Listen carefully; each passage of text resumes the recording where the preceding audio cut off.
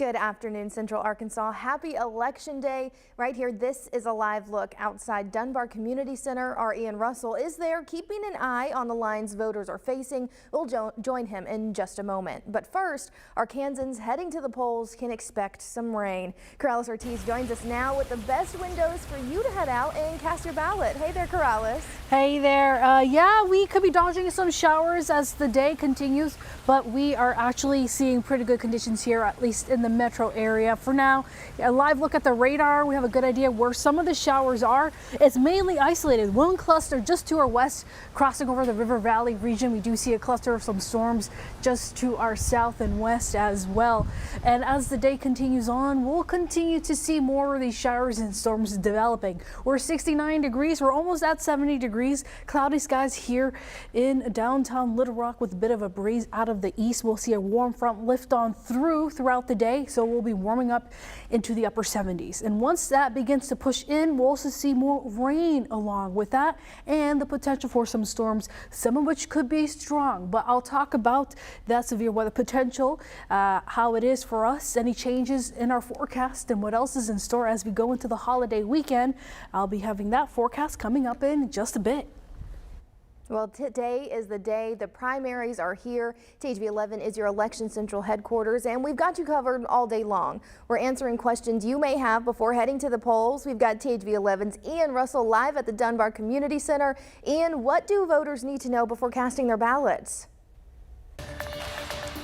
Hey, good afternoon to you, Mackailyn. Yeah, definitely a busy day on deck here in Arkansas. A lot of elections to cover, and of course, we'll keep you updated all day long. As far as those questions, though, I got someone here that's going to answer those questions a lot better than I can. Pulaski County Circuit Clerk Terry Hollingsworth, thank you so much for joining us. I know it's a busy day for you all, so thank you so much for doing this. Oh, it's a great day. Thank you for letting me come today, too. Yeah, absolutely. So let's get started here. First things first, what has changed since last election? What do voters need to know today? Voters need to know that they need to make sure that they bring their photo ID. They need to be proactive about their vote plan today because it may rain. So we want them to have their umbrella, get their photo ID, and anything else that has changed is that in terms of the laws that govern elections, definitely requires that they have to have their photo ID. So yes, that's what's changed. Absolutely. So you mentioned there the weather. Is that something that you guys are kind of looking at as we get into the rest of the day? I know obviously we got some weather rolling through. You guys kind of looking at that one? Of course, we are looking at the weather. You know, traditionally, traditionally voters might slow down when there's rain. But that's why we want people to be prepared, be proactive, make sure they have on their raincoat and get their umbrella and get their photo ID and come on and vote. But our polls will definitely be open to 7:30. We will not close down no matter what the weather is going to be. They will be open. And as far as numbers so far, I know obviously it's a little early in the day. What are we looking at right now? So right now we're looking at about 11,730 people have voted since about 11:30. But and overall, of course, we've had 34,332 people vote. So we're looking at some great numbers, and we want people to keep on coming out and keep showing up to vote. Perfect. Terry Hollingsworth, Pulaski County Circuit Clerk, thank you so much for being here today. We really appreciate it. Of course, guys, a lot to keep up with the rest of the day. We'll have you covered on air and online at thv11.com. For now, though, live in Little Rock, Ian Russell, THV11 News.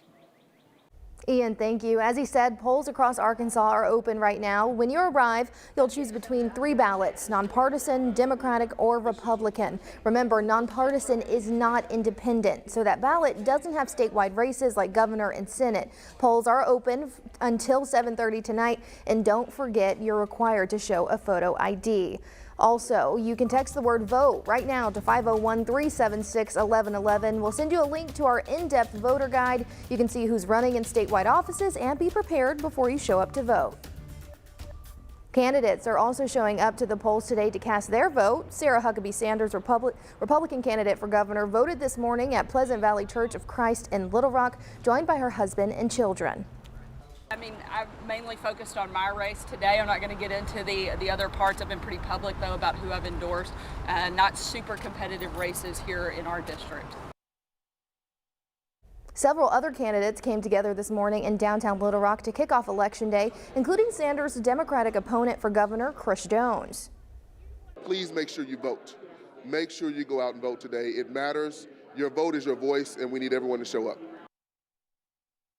Now, when you show up to vote today, you may see canvassers for something that isn't even on the ballot yet. Two groups are fighting over a casino in Pope County, and there's a petition drive going on across the state. In 2018, Arkansas voters approved 4 casinos in the state, one being in Pope County, but it hasn't been built. The group Fair Play for Arkansas is trying to get enough signatures to get a question on the November ballot, removing Pope County as a casino location. Another group, the Arkansas Tourism Alliance, is trying to persuade voters to not sign the petition. Both groups plan to have people at hundreds of polling locations across the state today. And people in favor of legalizing recreational marijuana will be at polling sites today as well. The group Responsible Growth Arkansas is trying to get a proposed constitutional amendment on the November ballot. They need nearly 90,000 signatures before July 8th. Since Arkansas voters approved medical marijuana, there are 38 dispensaries in Arkansas and 82,000 people with medical marijuana cards. And this could be a big day for the country's political future. 4 other states join us in heading to the polls today, and there's a common theme: the influence of former President Donald Trump. Ed O'Keefe has the story in Atlanta. Georgia Governor Brian Kemp shared the stage last night with longtime ally, former Vice President Mike Pence. We're in the fight for the soul of our state. That puts them at odds with former President Donald Trump, who pushed former Senator David Perdue to enter the governor's race. Brian Kemp is a turncoat, he's a coward, and he's a complete and total disaster. Re-elect Governor Brian Kemp for 4 more years at the State House. But Perdue is turning his focus to the unopposed Democratic candidate for governor, Stacey Abrams, and these comments she made last weekend. I am tired of hearing about being the best state in the country to do business when we are the worst state in the country to live. When you're number 48 for mental health, when you're number 1 for maternal mortality, then you're not the number 1 place to live. And while the 48-year-old has called Georgia home since high school, Perdue had this response last night. Said that Georgia's the worst place in the country to live. Hey, she ain't from here. Let her go back where she came from. She doesn't like it here. Trump has endorsed dozens of Republican candidates across the country this year, but he's arguably most personally invested in Georgia. His hand-picked candidate for U.S. Senate, ex-NFL player Herschel Walker, is expected to easily win his primary, setting himself up for a race against Democratic Senator Raphael Warnock. But it's in Georgia's other statewide races where the former president's support may not be enough to produce a win. In the wake of the 2020 elections, he pressured Kemp and Republican Secretary of State Brad Raffensperger to help change the results of the election so he could keep the White House. Trump's pressure included phone calls like this one. Look, Brad, I have to find 12,000 votes. Both men refused, and that's upset some Republican voters here. I will not vote for Brian Kemp under any circumstances. But polls show Kemp is likely to easily win tonight, thanks to Republicans who support how he handled the pandemic, has built up the state economy, and his willingness to stand up to Trump. Is Trump the kingmaker of the party? I firmly believe he is not. I think it's rather unseemly for a former president, and I believe it's somewhat vengeful.